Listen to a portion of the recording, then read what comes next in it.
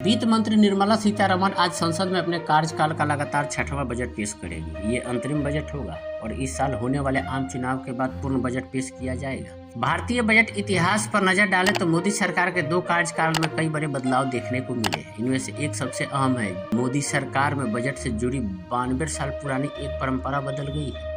आइए जानते हैं इसके बारे में कि कौन सी परंपरा है जिसको मोदी सरकार ने बदला है। रेल और आम बजट का था मर्जर। साल 2024 चुनावी साल है और यही कारण है कि इस साल 1 फरवरी को पूर्ण बजट नहीं बल्कि अंतरिम बजट पेश किया जाएगा। हालांकि मोदी सरकार के दूसरे कार्यकाल का ये आखिरी बजट होने के नाते इसे लेकर लोगों को कई बड़े ऐलान की उम्मीद भी है। अन्य सेक्टर्स के साथ ही इसमें रेलवे से जुड़ी घोषणाएं भी की जा सकती है, जो 92 साल पुरानी परंपरा मोदी कार्यकाल में बदली है और रेलवे से जुड़ी हुई।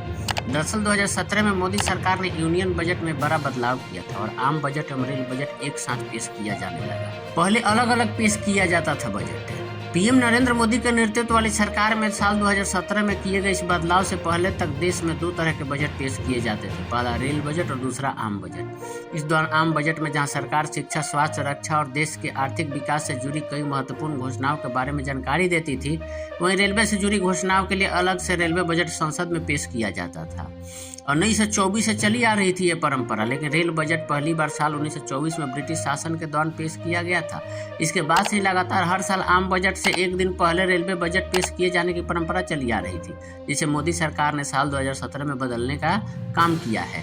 सरकार ने 2017 में आम बजट और रेलवे बजट को मर्ज कर दिया और इसके बाद से संसद में 1 फरवरी को सुबह 11 बजे एक ही बजट पेश किया जाने लगा। सालों पुरानी इस परंपरा में बदलाव करने के बाद जब आम बजट और रेल बजट को मिलाकर कॉमन बजट पेश किया गया तो इसे सबसे पहले संसद में पेश करने वाले वित्त मंत्री अरुण जेटली थे। उन्होंने 2017 में पहली बार आम बजट में ही रेलवे बजट पढ़ा था। यहाँ इस बात का जिक्र करना भी बेहद जरूरी है कि आखिर इस बदलाव के लिए सरकार से किसने सिफारिश की थी। तो बता दें कि नीति आयोग ने ब्रिटिश शासन से चली आ रही इस परंपरा को खत्म करने की सलाह दी थी। नीति आयोग से मिले प्रस्ताव के बाद मोदी सरकार ने अलग अलग अथॉरिटीज से भी इस मामले पर विचार विमर्श किया था और इसके बाद ही रेलवे बजट को आम बजट में मिला देने का फैसला लिया था।